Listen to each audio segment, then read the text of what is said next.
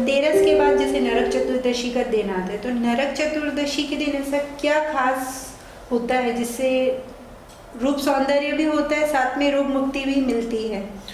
हाँ, नरक चतुर्दशी के दिन ऐसा हमारे यहाँ ऐतिहासिक कथा मिलती है कि एक राजा थे और उन्होंने विष्णु की आराधना की।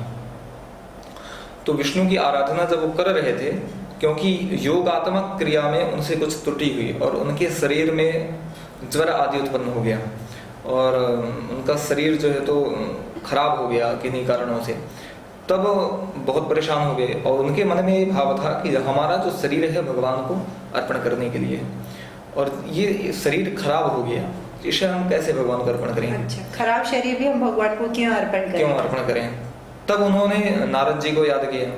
तो नारद जी वहां पहुंचे, उन्होंने नारद जी से उपाय पूछा कि गुरुदेव ऐसा कोई उपाय बताइए कि जिसके कारण हमारे जो शरीर है वो पुनः आरोग्यता स्वस्थता को प्राप्त हो और मैं सौंदर्य युक्त हो जाऊं, जिससे कि भगवान नारायण को अर्पण करते समय उसमें मन में तनिक भी क्षोभ उत्पन्न ना हो। नारद जी ने उनको उपाय बताया कि जो चतुर्दशी है कार्तिक कृष्ण पक्ष की, उसका व्रत करो, उससे भगवान संतुष्ट हो जाएंगे। उन्होंने व्रत किया तो भगवान उनको, नारायण भगवान उनको सौंदर्यता को प्रदान किए। अच्छा, कृष्ण जी रूप के देवता माने जाते हैं, सौंदर्यता के देवता माने जाते हैं, इसलिए कृष्ण की अर्थात विष्णु की उपासना करने से सौंदर्यता मिलता है। तो उस दिन नरक चतुर्दशी के दिन उसे जिसे रूप चतुर्दशी भी कहते हैं, उस दिन कृष्ण की आराधना करनी चाहिए। दूसरी एक और पौराणिक कथा मिलती है कि भगवान कृष्ण ने उस दिन नरकासुर का वध किया था, जिसने 16,000 कन्याओं को अपने बंदी गृह में बंद कर रखा था।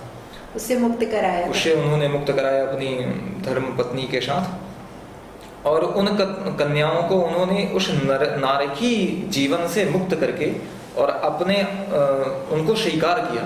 इसलिए ये नरक चतुर्दशी यही संदेश देता है कि भगवान जो है तो किसी भी प्राणी को इस नारकी यातना से मुक्त करके अपने अंतःकरण में उनको स्थापित करते हैं। इस दिन दीपदान भी किया जाता है संध्या के समय यम दीप दिया जाता है और प्रयास 14 दीप दान करना चाहिए। 14 दीप, एक चतुर्मुखी दीप हो और बाकी 14 एक मुखी दीप हो, उनको 14 यम के लिए दिया जाता है। और इसकी भी एक कहानी है, एक कथा मिलती है कि यमराज एक राजा थे और वो राजा बहुत ही धर्मज्ञ थे। एक बार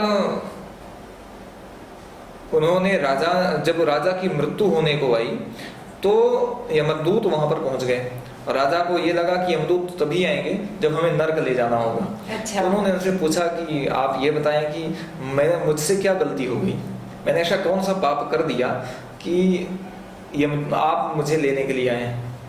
तब यमदूतों ने कहा कि आपसे एक गलती हुई है। क्या गलती हुई है?